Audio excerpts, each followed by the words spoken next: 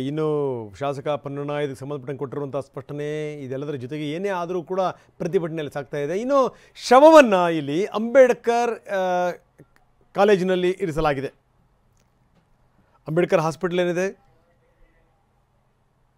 ಅಂಬೇಡ್ಕರ್ ಆಸ್ಪತ್ರೆಯ ಅಲ್ಲಿ ಶವಾಗಾರದಲ್ಲಿ ಇಡಲಾಗಿದೆ. ಛಲವಾದಿ ನಾರಾಯಣ ಸ್ವಾಮಿ ನೇತೃತ್ವದ ಒಂದು ತಂಡ ಈಗಾಗಲೇ ಭೇಟಿ ಕೊಡಲಿಕ್ಕೆ ಸಿದ್ಧತೆಯನ್ನು ಮಾಡಿಕೊಂಡಿದೆ. ಛಲವಾದಿ ನಾರಾಯಣ ಸ್ವಾಮಿ ಇದಕ್ಕೆ ಸಂಬಂಧಪಟ್ಟಂಗೆ ಮಾತಾಡಿದ್ದಾರೆ, ಬನ್ನಿ ನೋಡೋಣ. ನೋಡಿ, ಇನ್ನು ಇದು Ambedkar Baba Saheb Ambedkar medical college hospital ಬೆಳಗ್ಗೆ ನಮಗೆ ಗೊತ್ತಾಯಿತು.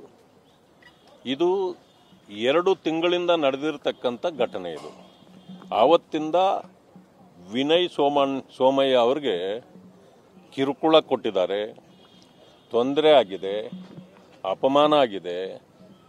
ಈ ರೀತಿ ಅವರು ಸಹಿಸಿಕೊಳ್ಳಲಾರದಂಥ ಪರಿಸ್ಥಿತಿ ಉದ್ಭವ ಆಗಿದೆ. ಈ ಸಂದರ್ಭದಲ್ಲಿ ಅವರನ್ನು ತೊಂದರೆ ಕೊಟ್ಟ ಕಾರಣದಿಂದ ಅವರು ಕೋರ್ಟ್ಗೆ ಹೋಗಿದ್ದಾರೆ. ಅವರ ಡೆತ್ ನೋಟಲ್ಲಿ ಹೇಳ್ಕೊಂಡಿದ್ದಾರೆ, ಇಷ್ಟು ಕಾಲ ನನ್ನ ತಾಯಿ ಮುಖ ನೋಡ್ಲಿಕ್ಕಾಗಿಲ್ಲ, ನಾನು ಮಾತಾಡ್ಲಿಕ್ಕಾಗಿಲ್ಲ, ನನಗೆ ಅಷ್ಟು ತೊಂದರೆ ಕೊಟ್ಟಿದ್ದಾರೆ ಅಂತ. ಇದು ಮಾನ್ಯ ಶಾಸಕರಾಗಿರ್ತಕ್ಕಂಥ ಪೊನ್ನಣ್ಣನವರು ಇದರ ಹಿಂದೆ ಇದ್ದಾರೆ ಅಂತಕ್ಕಂಥದ್ದನ್ನು ಅವರೇ ಬರೆದಿದ್ದಾರೆ. ಮತ್ತೆ ಮಂತರ್ಗೌಡ ಅಂತಕ್ಕಂಥ ಇನ್ನೊಬ್ಬ ಶಾಸಕರು ಕೂಡ ನನಗೆ ಫೋನ್ ಮಾಡಿ ಬೆದರಿಕೆ ಹಾಕಿದ್ದಾರೆ.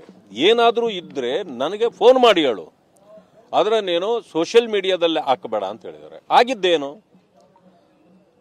ಈ ಟಾಯ್ಲೆಟ್ಗಳು ಸರಿಯಾಗಿ ತೊಳೆದಿರಲಿಲ್ಲ.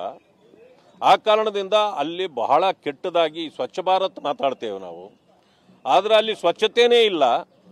ಇದು ಗೌರ್ಮೆಂಟ್ ಹಾಸ್ಪಿಟ್ಲಲ್ಲಿ ಈ ಪರಿಸ್ಥಿತಿ ಇದ್ರೆ ಹೇಗೆ ಅನ್ನೋದನ್ನ ಮಾನ್ಯ ವಿನಯ್ ಹೇಳ್ಕೊಂಡಿರೋದು. ಅದು ಸೋಷಿಯಲ್ ಮೀಡಿಯಾಗಳಲ್ಲಿ ಬಂದಿದೆ. ಅದು ಹಾಕಿದ್ಯಾರೋ ಬೇರೆ ಯಾರೋ ಒಬ್ಬ ವ್ಯಕ್ತಿ ಹಾಕಿದ್ದು, ವಿನಯ್ ಹಾಕಿದ್ದಲ್ಲ. ಈ ಒಂದು ಸೋಷಿಯಲ್ ಮೀಡಿಯಾ ಗ್ರೂಪಲ್ಲಿ 4-5 ಜನ ಅಡ್ಮಿನ್ಗಳಿದ್ದಾರೆ. ಈತನು ಕೂಡ ಒಬ್ಬ ಅಡ್ಮಿನ್. ಇದು ಗೊತ್ತಾಗಿದ ತಕ್ಷಣನೇ ಅವ್ರೇನ್ ಮಾಡಿದ್ದಾರೆ, ಅದು ಏನಾಗಿದೆ, ಅಲ್ಲಿ ಒಂದು ಫೋಟೋ ಹಾಕಿದ್ದಾರೆ. ಈ ಶಾಸಕರು ಆ ಕ್ಷೇತ್ರಕ್ಕೆ ಸಂಬಂಧಪಟ್ಟ ಕಾರಣದಿಂದ ಇವರೇನ್ ಮಾಡ್ತಾರೆ, ಒಂದು ಫೋಟೋ ಅವ್ರದ್ದು ಹಾಕ್ತಾರೆ. ಹಾಕುವಾಗ ಅವರಿಗೆ ನೇರವಾಗಿ ಫೋಟೋ ಸಿಗೋದಿಲ್ಲ.